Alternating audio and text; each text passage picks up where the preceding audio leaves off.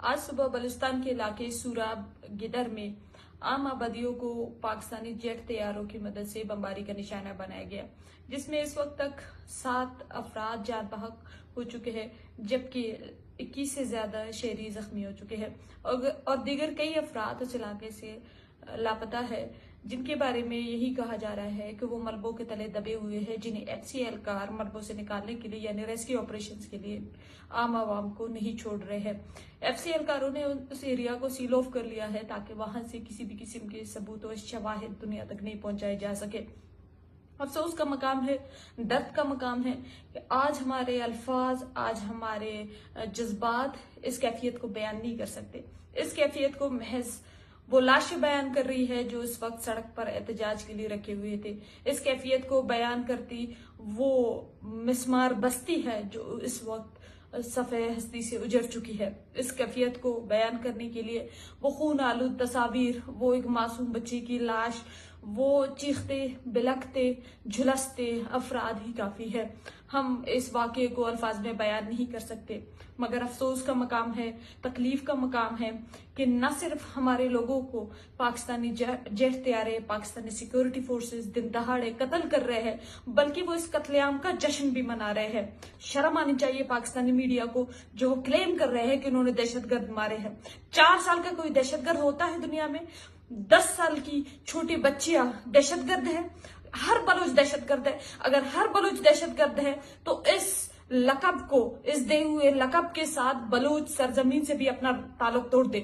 अगर आप बलूच सरजमीन से वाबस्ता उस छोटे 4 माह के नौनवाल बच्चे को दहशतगर्द कहते हैं तो आपकी डिक्शनरी में बलूच से आपका कोई ताल्लुक बन ही नहीं सकता, क्योंकि बलूच का खून आपने बहाना अपना फर्ज बना लिया है। आप हर बलूच को दहशतगर्द डिक्लेयर कर रहे हो तो दहशतगर्दों के साथ कोई ताल्लुक ही ना बनाए, चले जाइए यहां से।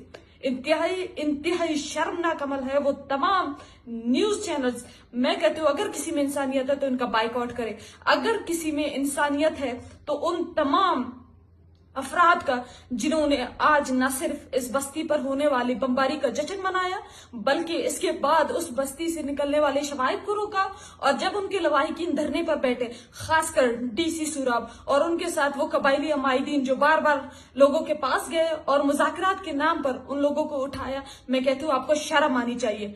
आप घर में अपने नौनहाल बच्चे को देखे और उसकी आंखों में देखे और इमेजिन करें किसी दिन वो भी बमबारी में मरने वाला है, किसी दिन वो भी इस बर्बरियत का निशाना बनने वाले हैं, तब आपको एहसास हो कि गरीब का बच्चा जब मरता है, आम आवाम का बच्चा जब मरता है और उसके लिए इंसाफ के तमाम दरवाजे बंद किए जाते हैं और उसकी मौत पर जश्न मनाया जाता है। शर्म आनी चाहिए उन तमाम अफराद को जो एक 4 साल के बच्चे के मौत का जश्न मना रहे हैं और उसे दहशतगर्द कह रहे हैं। बलूचिस्तान में इस वक्त जो खून रेजी जारी है, बलूचिस्तान में इस वक्त जो हालात है और वो तमाम अफराद जो इन तमाम वाकयात पर खामोश है, मैं उन्हें इन तमाम वाकयात में शरीक जुर्म समझती हूँ। वो सियासी पार्टियां, वो अफराद जो इस मुजरिबाना फेल पर खामोश है, वो तमाम के तमाम शरीक जुर्म है। मैं तमाम जी शऊर अफराद, चाहे वो दुनिया के किसी भी कोने में हो, उनसे दरख्वास्त करती हूँ कि बलूचिस्तान के बारे में बोले। बलूचिस्तान दूसरा गजा बन रहा है, बलूचिस्तान दूसरा गजा बन रहा है जहां बमबारियां हो रही है, जहां लोगों की मसखशुदा लाशें फेंकी जा रही है, यहाँ दिन दहाड़े आम लोगों को गोलियों का निशाना बनाए जा रहे हैं। बलूचिस्तान के बारे में बात करें। मैं तमाम जर्नलिस्ट से दरख्वास्त करती हूँ कि वो इस मुतासरा और इलाके का जल्द अज जल्द दौरा करे। जितने भी सियासी जमायतें हैं, खुदाए बोले, इतना चुप का रोजा आपकी जो है ना शरीक जुर्म होने का खुद एतराफ कर रहा है, बोले।